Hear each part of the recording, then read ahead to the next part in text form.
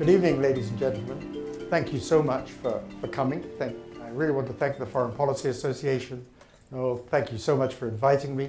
The person who just spoke to you, in case you don't know, is Bill Rhodes. And I thought I was going to be here to talk to you about his book, Banker to the World, which would be a very interesting evening because it's a fabulous book.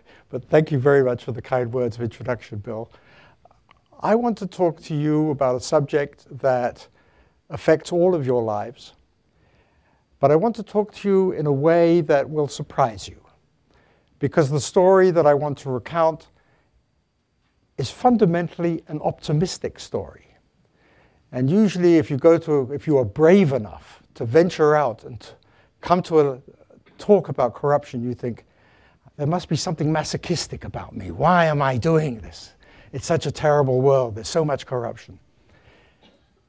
But I think you'll find by the time I'm finished in 20-odd minutes that you may share my enthusiasm in believing this is a problem that we can tackle, that we can do a great deal about, and that, in fact, a lot is happening right now that we should take encouragement from. I do not want to sugarcoat this story. There are millions of people in the world in terrible poverty who are there trapped in that poverty because of the corruption of their governments. There are many countries, for example, that are enormously rich in natural resources, and yet all the benefits of their oil production and oil exports and mining exports do not go to the people. They go abroad into the private bank accounts of the government officials, their cronies, their friends, their families. This is a human tragedy of enormous proportions. It is a tragedy that can only be seen from that perspective through the lens of basic human rights. When a young woman, for example, in Nigeria, manages to get to university, gets through poverty, manages to get through school, gets to university, and finds that her teacher there demands that she buy extra school notes because otherwise she might not pass the exams, he says. She doesn't need those notes, but he wants the income. She says to him, well, she can't afford to pay what amounts to a bribe. And he then asks her for sexual favors. And she refuses. And that's the end of her university opportunity. She gets failing grades. That happens to tens of thousands of young women around the world. That is a fundamental abuse of her human rights. The cause we can put under the umbrella of corruption, but this is human rights at its worst. We're very lucky tonight to have Annabelle Cruz here with us. Annabelle is from Uruguay, and Annabelle is the chair of a group called the Partnership for Transparency Fund. Annabelle has been the chair of Civicus, which is a global umbrella organization for civil society. And Annabelle knows from the work that we are doing at the Partnership for Transparency Fund how we are trying, under the umbrella of anti-corruption, to directly address the enormous abuse, mainly of women and children, young people, in very, very poor countries. That's one element. But corruption has many other tentacles. It affects our basic security. When some Chechen terrorists pay a couple of $100s at Moscow airport so that they can get through the security guards and plant bombs on a couple of airplanes and 200 people die, that is how it affects our lives and the security of our world. What I want to do tonight is I want to do two things. I want to take you a bit on a journey from the collapse of the Berlin Wall through the Arab Spring to show just where we've come from. And then I want to spend a few minutes talking about some of the enormous challenges we confront, challenges that relate to building democracy, to human rights, to development, economic development itself, to our financial system, to natural resources, and also to geopolitical strategic issues. When I was writing this book, I wrote a section about Fujimori in Peru, president now in prison. And so I emailed my friend Jose Ugaz in Peru, who was one of the chief prosecutors of Fujimori, and said, Jose, could you please read the section I've done on Peru, and if you like the book, please endorse it. And he emailed me straight back and he said, Frank, I will certainly read the section. I'd love to endorse the book, which he subsequently did. But right now I'm preoccupied because they've just found a bomb under my car. I wrote to Elena Panfilova in Moscow to check out some facts about corruption in Russia. And if I forget, please, somebody ask a question about Sergei Magnitsky later on tonight. And I wrote to her about this, and I asked her to check that section, and if she liked the book, could she endorse it? And she wrote back she'd love to. And she did. But Elena, previous week, had been at the shopping mall with her teenage sons buying jeans, and she got so fed up with the goons who were following her that she turned to them and said, can't you leave me alone for a few minutes? Elena is a very prominent civil society activist in Russia, in addition to running TI Moscow, Transparency International Moscow, Russia. And Elena was so cross that the next morning she went to her office and she bashed a letter out on her keyboard to the Minister of Interior and said, don't touch me, don't even go after me, I'm fed up with this, I've got friends all over the world who will come to protect me if you do anything to me. But she didn't press the send button. And 2 days later, somebody from the Ministry of Interior called her up and said, I hear you've complained. Elena doesn't have to press send. There are people like Jose and Elena and friends of mine in Venezuela and in Sri Lanka and Mary Jane Ncube, who's an incredibly tireless and brave woman in Zimbabwe, and in many, many other countries today, who are leading growing civil society organizations in the fight for democracy, for human rights, and against corruption, for justice. They are having incredible success. They are enormously brave. They are my inspiration. I hope they will be your inspiration, especially if you read the book, because this is a book about them. These are some of the heroes who we don't hear enough about, but who are making such an enormous difference in this world and makes me optimistic. Now, let me just flash back for a second and say to you that I gradually learned about corruption in different ways from different places. I was a reporter who happened to come here in 1974 with the Times of London as a correspondent, and there happened to be a story called Watergate, which was a good opening education.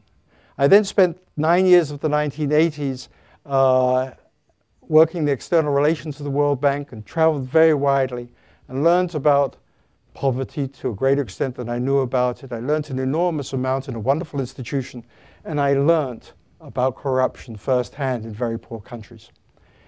And then I left the World Bank and I went back to Nairobi, and I sat down with an old World Bank friend of mine called Peter Eigen, who was the World Bank's executive director responsible for Eastern Africa, based in Nairobi. And Peter just poured his heart out at how frustrated he was that nobody was doing anything about corruption. That even at the World Bank, they refused to really listen to him when he said, we've got to do something about it and stop this massive leakage of funds. And gradually, Peter spoke to lots of other people. And exactly 20 years ago, in the spring of 1993, we set up Transparency International. Peter is the chairman. And one of our targets, by the way, of course, was the World Bank. Now, you have to understand, I should say, that when we set up TI in 1993, The Economist carried a cartoon. And the cartoon had Don Quixote and Sancho Panza tilting at windmills. And I would say to people, we're there, we've created this organization to fight corruption. And they would say, how nice. What a lovely idea. Oh, do carry on. Total cynicism about the fact that we could ever do anything. Well, we started. We happened to start, through great good fortune and coincidence really, in an environment after the Cold War when many more people than ever before in politics and in public life were talking about poverty reduction in a meaningful way, in a non-Cold War way. They were looking at whether aid was working, they were looking at the prospects for development, and they were willing to talk about corruption. That's how we started. How nice. What a good idea. I want to fast forward now, quickly, 20 years. What has been done in those 20 years? Well, thanks to those activists that I mentioned and people like them, Jose Ugaz, Elena Panfilova, people like that, civil society took off. And whereas we started TI with no office, no staff, no real organization 20 years ago today, right now we are in 100 countries with 100 national organizations. I've just been in Berlin last week where our head office is. We have a staff of 150 tremendously determined people there. And TI is just one. The Partnership for Transparency Fund, which I mentioned earlier, is another organization that is incredibly active, that has supported something like 200 special projects with local civil society organizations in the poorest countries in the world to try to alleviate the real poverty by securing good governance, greater accountability. There are many civil society organizations now in this space, and they are an enormous power for good. And I'll come back to that in a second. 20 years ago, the World Bank and other development institutions were not willing to really discuss corruption. And then, because it was the times, because of the efforts of many people, one astonishing man came along called James Wolfensohn, who took the reins of the World Bank in the mid-1990s. And if you read my book, so I'm not just saying this because he's here, you can see it in the book. If you read my book, you'll see that he brought a passion to changing the bank and a passion to saying the world needs to stand up and confront corruption that did enormous good. Thanks to him, it wasn't just the bank that made a priority of the fight against corruption, but all of the official development institutions did. And the IMF signed on board. And there was an environment created that other things could happen. And so whereas in the post-Watergate era, the US passed the Foreign Corrupt Practices Act and was alone in the world in saying it's a crime for corporations to bribe foreign officials. By the mid-90s, there was a head of steam building for an international pact to outlaw corporate bribery of public officials. And the OECD Pact was approved in 1998, and 40 countries have signed up to it since. And then, trying to catch onto that boat, the United Nations finally came on board, a long time after it was created. But a United Nations Convention Against Corruption was formulated, was approved in 2003, and signed by 164 countries. And right now, even though the G20 summits take place in Moscow this year, the G20, right now I said 10 days ago, the G20 Summit's Working Group Against Corruption met in Moscow and made a lot of progress on trying to formulate plans on anti-money laundering. We have come a long way from just a few people saying, we've got to do something about this in civil society, to the institutionalization of its acceptance, to conventions, to the rule of law, in fact, that is at least out there and that gives us a guidepost to work. At the same time, in 20 years ago, people in top places in government were not prosecuted when they were corrupt. Former president of Brazil was impeached and then stood immediately for election and was elected to the Senate and had total immunity. No longer. In November, 30 top Brazilian officials were sentenced to prison terms, or in some cases substantial, for corruption. Public officials no longer are quite as safe as they were 20 years back. 20 years ago, the number of people doing research in anti-corruption you could have counted on a few hands. Today, there are 5,000 researchers subscribed to the TI research network. If nothing else, we've created a growth industry in academia.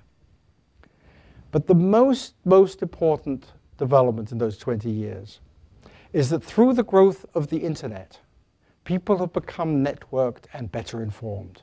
Investigative journalism goes much further. Groups like Global Witness and ProPublica are specialized now in anti-corruption and doing wonderful work. Many journalists are taking huge risks in investigating corruption. Some of them, as a friend of mine, one of them was a friend of mine in Sri Lanka who got killed by his government for the enormous work he did. But they are tireless and they are having an effect. And citizens are becoming incredibly knowledgeable about the corruption in their midst. And from that knowledge comes action. They are using social networks to network amongst each other. There is a website, an Indian created website called IPaidAbribe.com. And it got 1 million visits last year. The Transparency International Advocacy and Legal Advice Centers, which are in 55 countries, get tens of thousands of complaints from individuals every year. But the good news is that a lot of people volunteer, lawyers, accountants, other professionals with skills, to come and help those people to get redress. And it's becoming public. And technology is helping to spread the word. And so you get an Arab Spring, where people are willing to go out and face the bullets of the security forces because they feel that the daily extortion by officials of their meager funds robs them of their dignity and their self-respect. And that fundamentally is what corruption does. It robs a whole society and every individual of its self-respect and its dignity.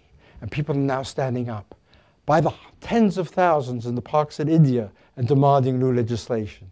Even in Pakistan and even in Belarus and in Iran, there have been mass protests of this kind. And there is a gathering momentum. And we should be encouraged by that. And the result is that over this 20 years, and there's of course been backsliding in many places, but over this 20 years, you could say, well, we've reached base camp. Now that's pretty good. Everest is pretty high. You get pretty out of breath by the time you reach base camp. But we still have the rest of Everest to climb. So I'm encouraged how far we've come, how serious the issue is being taken, how many people are focused on this and giving support to organizations like PTF and others. But we have a lot more to do. And let me, in just a few minutes, because I hope and I expect that you've all got a lot of questions, a lot of issues on your minds. Let me just highlight, flag, without going into great depth, a few of these challenges. Business corruption. We have seen in the last few years a level of cooperation between public prosecutors and investigators in many countries that has resulted in enabling the US Justice Department and the Securities and Exchange Commission, who've tended to take the global lead here, in bringing more prosecutions of corporations who've bribed foreign governments than ever before. That's the good news, if you at least take my stance. And don't forget, the Foreign Corrupt Practices Act was enacted because there were people such as William Simon, on the far right of the political spectrum, who believed that unless you got rid of corruption in business, and in international business, you would not have a vibrant free enterprise system and a vibrant market system. This is not some left-wing cause. Quite the opposite if you look at who was speaking back in the 70s. And I say that because the US Chamber of Commerce is right now trying to water down the Foreign Corrupt Practices Act. They won't succeed. But we are reaching a point where we're not quite sure how we can make the punishment fit the crime. The Justice Department right now is investigating alleged bribery by Walmart in Mexico, for example, which many of you may have read about because the New York Times covered it extensively. Here is a company with $444 billion in annual revenues and $24 billion in annual pre-tax profits. What kind of a fine is really going to focus them to change a culture that allows, possibly, and I said it's alleged, the kind of corruption that the New York Times reported? It's a very difficult issue.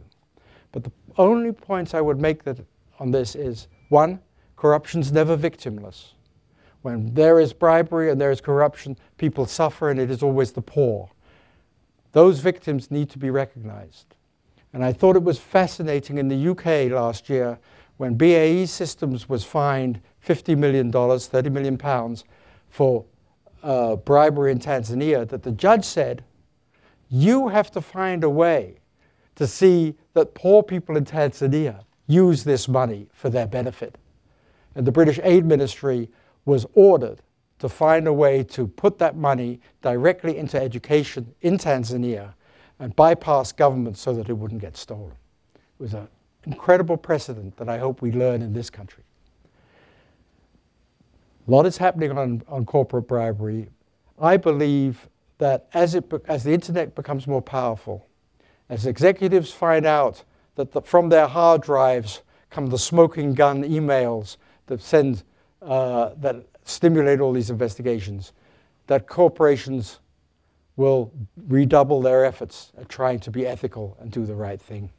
And I think the pace of investigations and what so many corporations, honest corporations, are saying today is encouraging. Let me turn from there, because I'm sure you may have issues and questions about that, to a cluster of issues before I finish. And I'll put them under the title of security. Let me start with money laundering. Terrorist networks function only because they can launder cash around the world.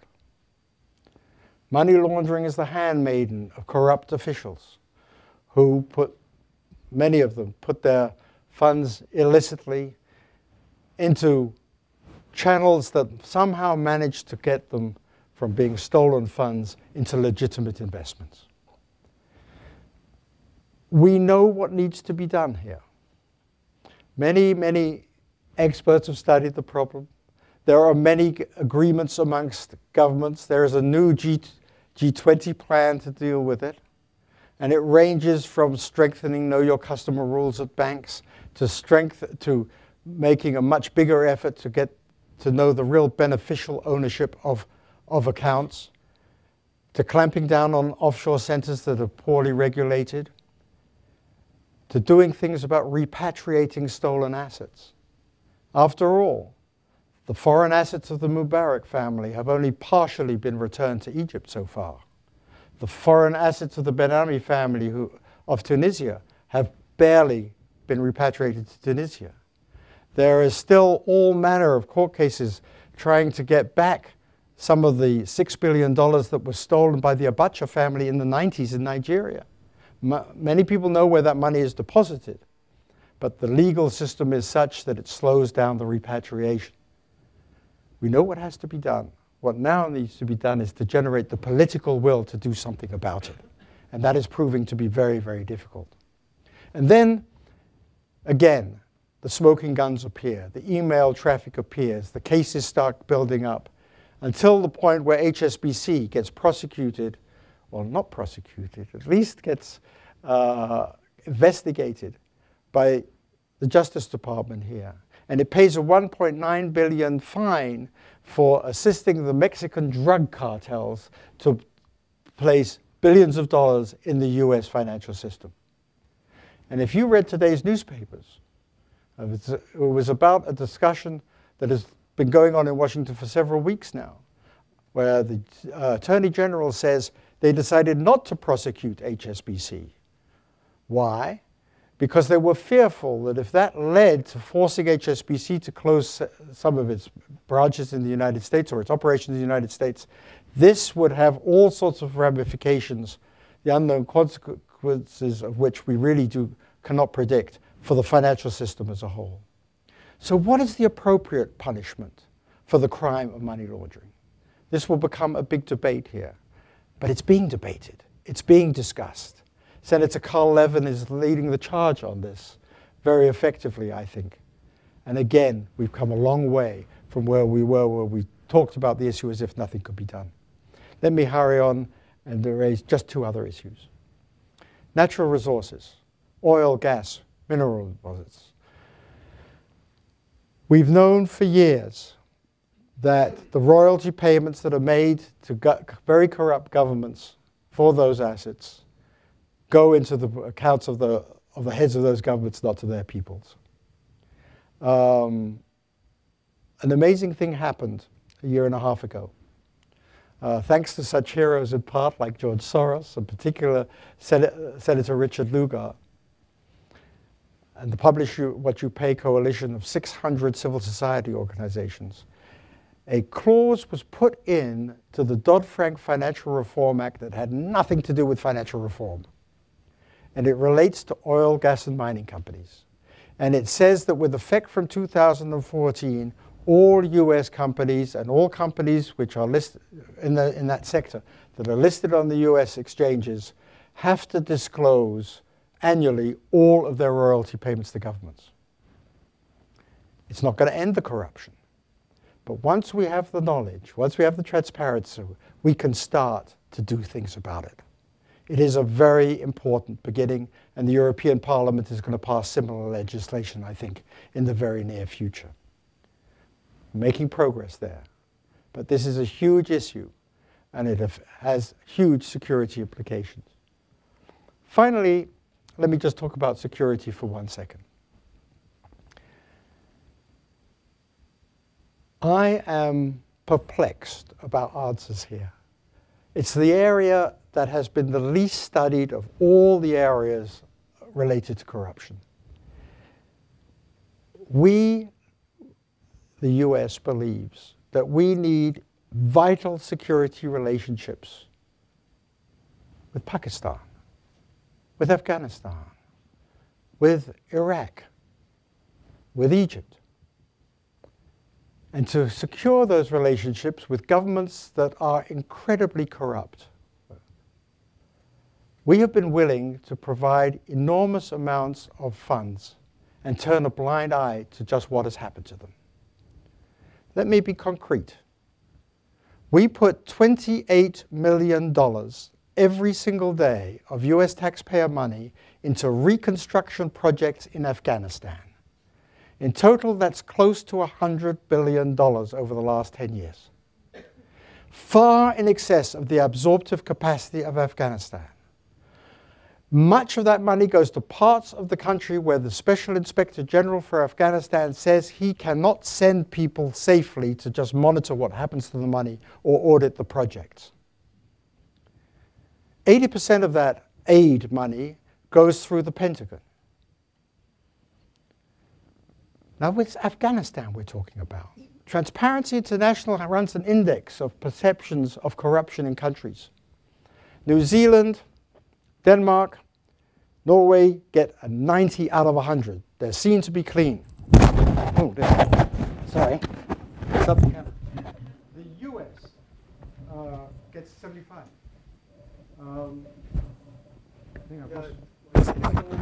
Okay, no.